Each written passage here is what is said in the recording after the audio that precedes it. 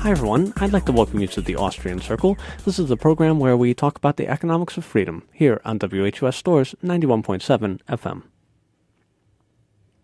So thank you very much for tuning into my show this morning. I am your host, Racker, and we are going to be discussing secession on the show today.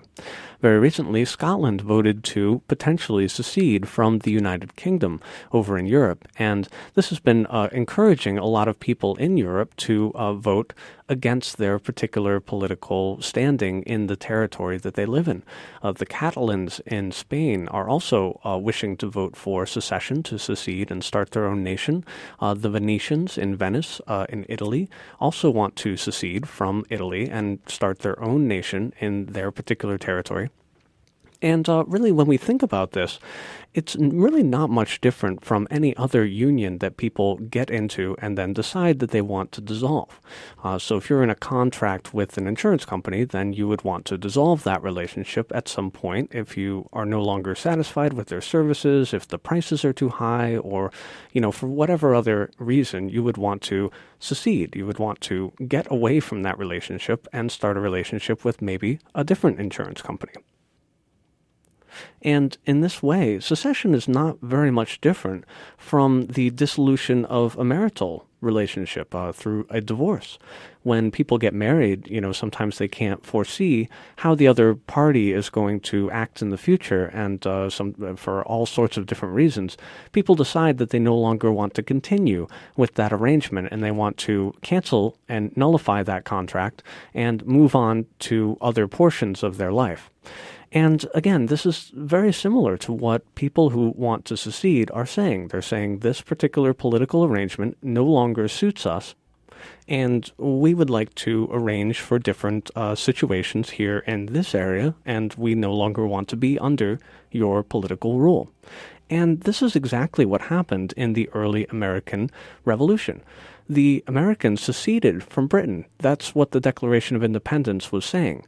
They were saying, we no longer want to be under your political rule. We're going to start our own thing over here. You can have your thing over there, and we're just going to go on not under your rule, rather under our own organization that we have decided to create.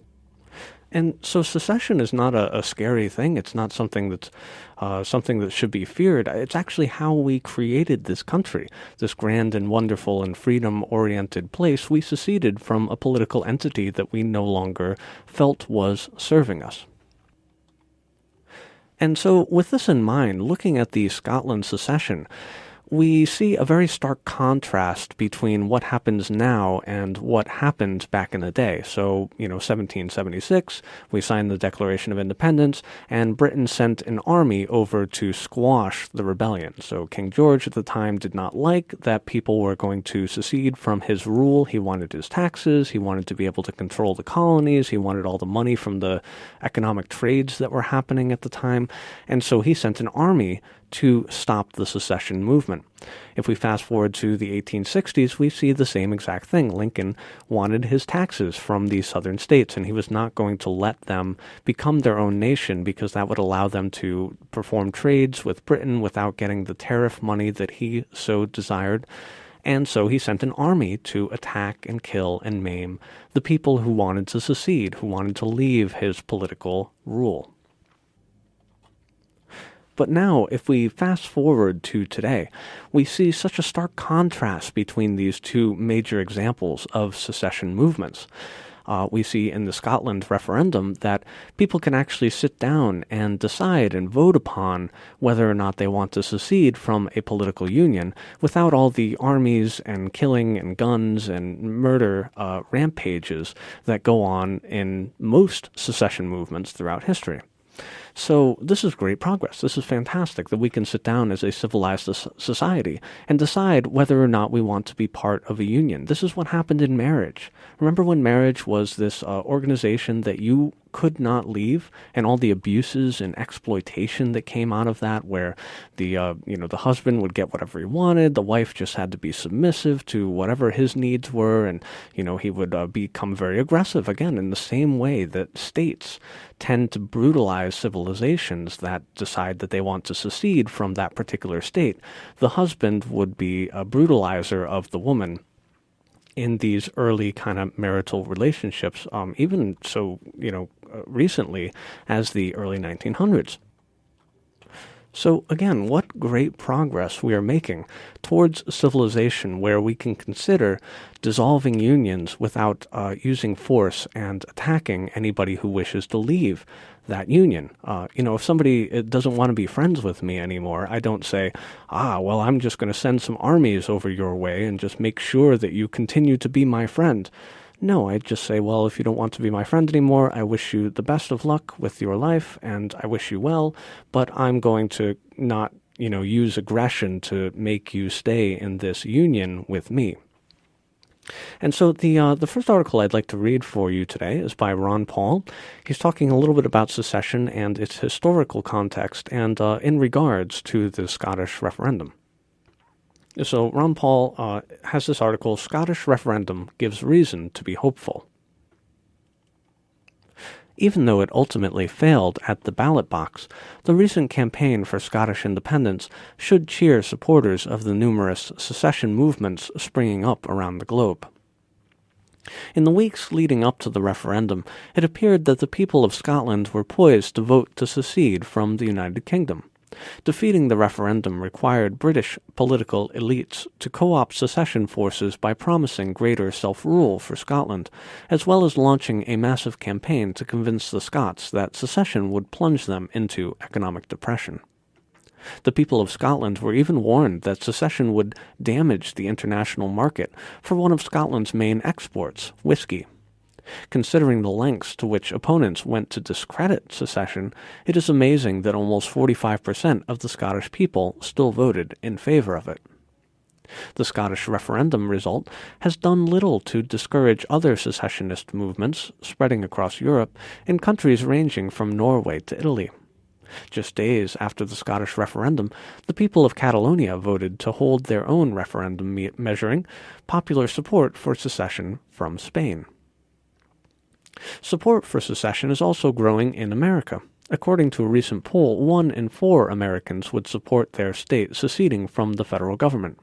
Movements and organizations advocating that state governments secede from the federal government, that local governments secede from state governments, or that local governments secede from both the federal and state governments are springing up around the country. This year, over 1 million Californians signed a ballot access petition in support of splitting California into 6 states. While the proposal did not meet the requirements necessary to appear on the ballot, the effort to split California continues to gain support. Americans who embrace secession are acting in a grand American tradition. The Declaration of Independence was written to justify secession from Britain. Supporters of liberty should cheer the growth in support for secession, as it is the ultimate rejection of centralized government and the ideologies of Keynesianism, welfarism, and militarism. Widespread acceptance of the principle of peaceful secession and self-determination could resolve many ongoing conflicts. For instance, allowing the people of eastern Ukraine and western Ukraine to decide for themselves whether to split into 2 separate nations may be the only way to resolve their differences. The possibility that people will break away from an oppressive government is one of the most effective checks on the growth of government. It is no coincidence that the transformation of America from a limited republic to a monolithic welfare-warfare state coincided with the discrediting of secession as an appropriate response to excessive government. Devolving government into smaller unions promotes economic growth. The smaller the size of government, the less power it has to hobble free enterprise with taxes and regulations. Just because people do not wish to live under the same government does not mean they are unwilling or unable to engage in mutually beneficial trade. By eliminating political conflicts, secession could actually make people more interested in trading with each other. Decentralizing government power would thus promote true free trade as opposed to managed trade, controlled by bureaucrats, politicians, and special interests. Devolution of power to smaller levels of government should also make it easier for individuals to use a currency of their choice, instead of a currency favored by central bankers and politicians. The growth of support for secession should cheer all supporters of freedom, as devolving power to smaller units of government is one of the best ways to guarantee peace, property, and liberty, and even cheap whiskey. That article is by Ron Paul. You can read it online at lewrockwell.com. It is called The Scottish Referendum Gives Reasons to be Hopeful.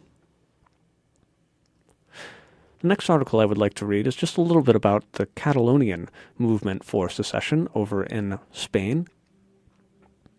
Police clashed with thousands of Catalan demonstrators as they hit the streets of Barcelona and Madrid on Tuesday, outraged at the Spanish Constitutional Court's decision to suspend Catalonia's November vote for independence.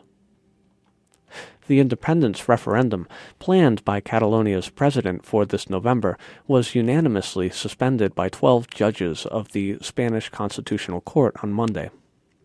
Angered by this decision, protesters took to the streets of Barcelona and several other cities, promising they are ready to begin, quote, the most powerful political campaign in European history, in case the referendum is not held, according to RIA Novesti, citing protest organizers. Despite Madrid's position that there is no way the government will allow the country to be split, Catalans remain adamant that they should be given a chance to vote. In response to the Monday decision, the Speaker of the Regional Parliament, Núria de Gispert, called for Constitutional Court to, quote, immediately lift the suspension of the referendum. Catalan separatist politicians also did not give up hope of a referendum. Quote, not rain, nor snow, nor any court will stop us, AFP quoted the leader of the Catalan National Assembly, Carme Forcadell, as saying at a Barcelona protest. Quote, on November 9th, we will vote and we will win. The Catalan government's spokesman, Francesc Homs, indicated that, quote, nothing has ended and the government is determined to move forward. We can't give the signal that we have given up. On Saturday, the president of Catalonia, Artur Mas, has signed a decree calling an independence referendum for November. His decision came after the regional parliament in Catalonia voted by 106 to 28 in favor of granting the president the power to hold the referendum. Speaking in a televised address after an emergency cabinet meeting Monday, Spanish Prime Minister Mariano Rajoy said he regretted Mas's decision to call for separation from Spain.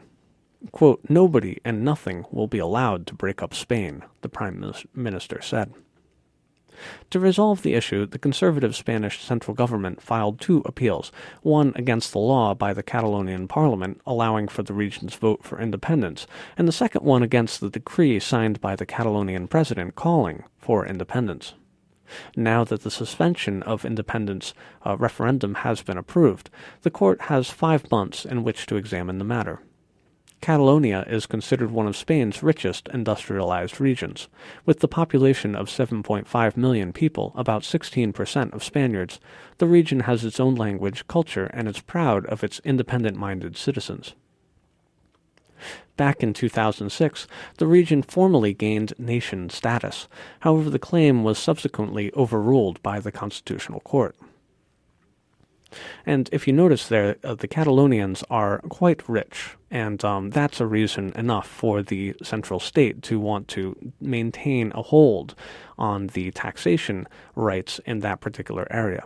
This is the same thing that Lincoln wanted over the South. He recognized that opening them up to being able to trade with Britain and the other European nations without tariffs and taxes being collected, in some cases over 50%, on the goods that were being imported, he knew that when the free trade was opened up that they would be intensely rich, and of course he wanted a piece of all of that money. So the next article I would like to read to you is by Karen Kwiatkowski, and it's called When Freedom Comes.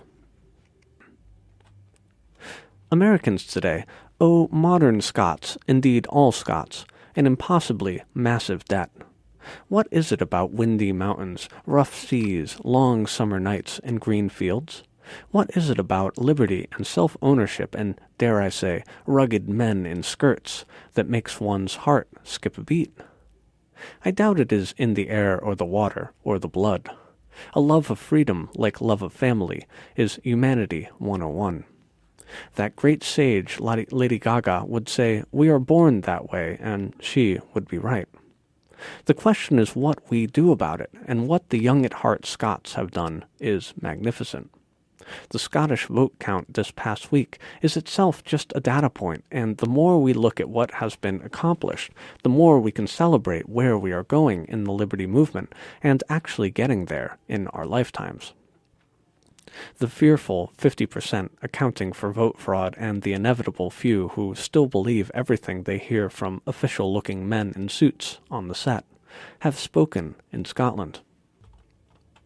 They are afraid of not being taken care of. Admitting this is the first step in their liberation from their psychosomatic disease. Naming the fear is simply huge, and now they have done it.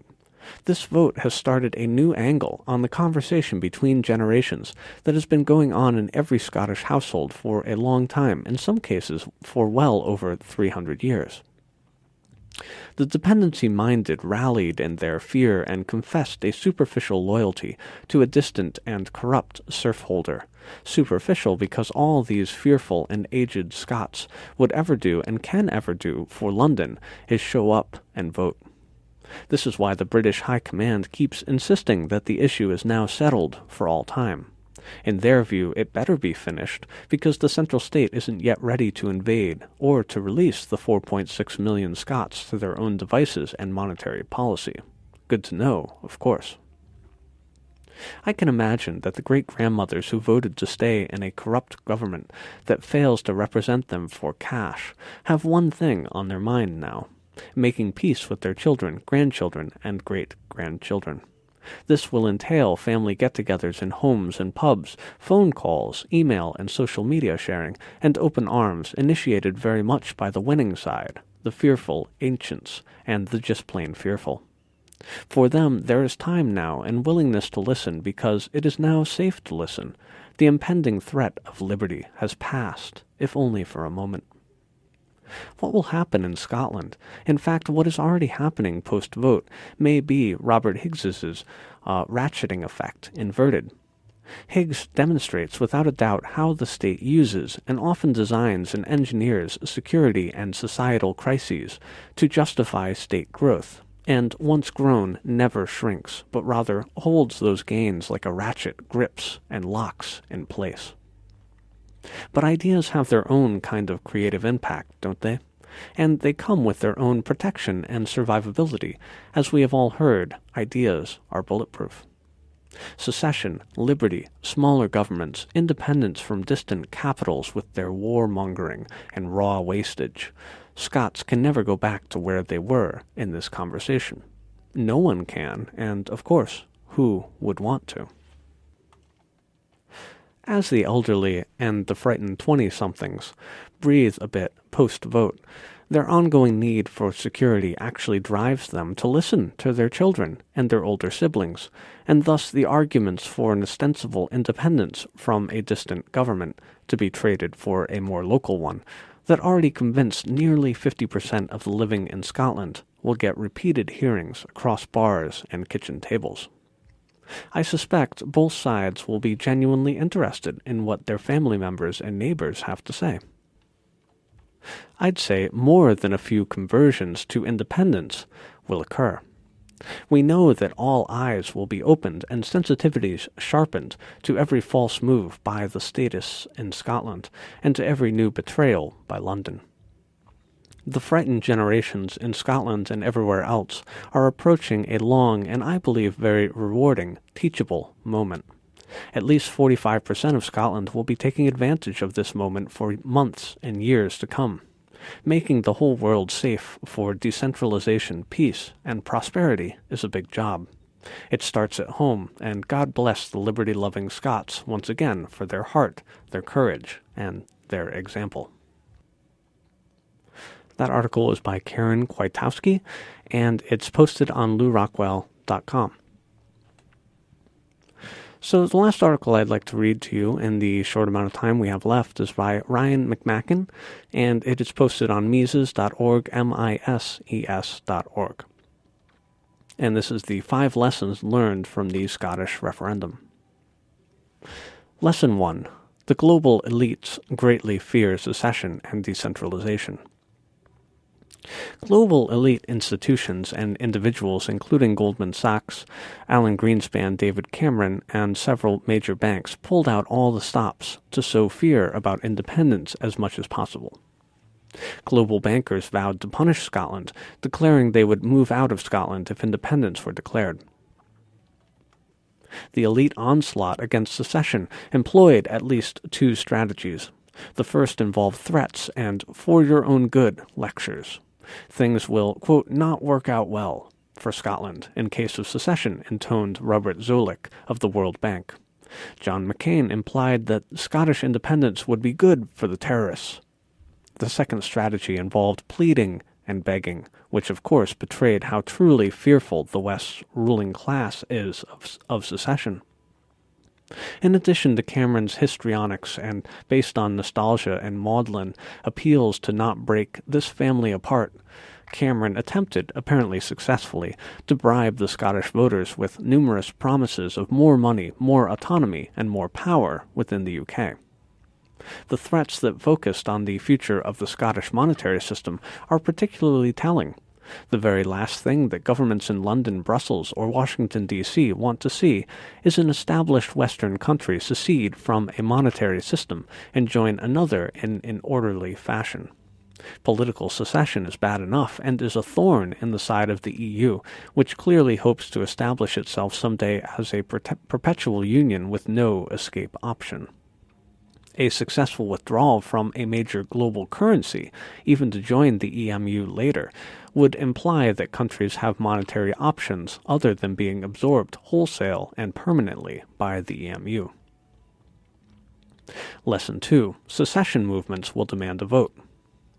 While the UK elites were desperate to see Scotland referendums fail, few argued that the Scots had no right to vote on the matter. Some argued that all of the UK should vote on it, but most observers appeared simply to accept that the Scots were entitled to vote by themselves on Scotland's status in the UK. This is bad news for many American and European regimes where traditions of democracy ostensibly run strong, but are manipulated to favor centralization. The United States government, for example, clings to the idea that no secession could possibly take place unless approved of by the central government, and most Americans will dutifully denounce any attempt at a secessionist vote as treason. But in Europe, the mere existence of the Scotland referendum calls into question the legitimacy of efforts by central governments to ignore or prohibit local votes on independence. The Italian government has practically refused to even acknowledge the existence of the Venetian referendum, and the Spanish government in Madrid has already reiterated that it will ignore the results of the upcoming Catalonian vote. It will not go unnoticed that the people who ignore such democratic outcomes when they endanger the elite's status quo are the same people who extol the virtues of democracy when it suits their centralizing purposes, or when used to justify foreign wars. Those regimes that deny a vote or which refuse to recognize votes to secede will continue to appear more and more retrograde as time goes on, and much of this will be due to the nearly unchallenged Scottish prerogative to conduct local votes on secession.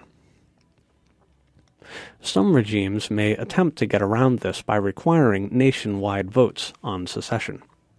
Some observers have insisted that the relationship between such regions and the central governments in question are like marriages, and that secession is like a divorce. A much better analogy, of course, is of a battered spouse seeking to flee the relationship for a safe house. Giving the full national electorate a vote is like giving an abusive spouse the power to veto any attempt at divorce. It's interesting to note, however, that Scotland is not in the same position as Veneto or Catalonia, in that it is not a wealthy area of the United Kingdom. Indeed, from the point of view of budgets and tax revenue, England would not see much negative impact from Scotland's departure. Had things been different, we might not have seen the same accepting attitude toward a referendum. Nonetheless, the precedent has been set. Lesson 3. American ideas about secession are unsophisticated and parochial. For a great many Americans, the concept of secession is meaningless outside the context of the American Civil War.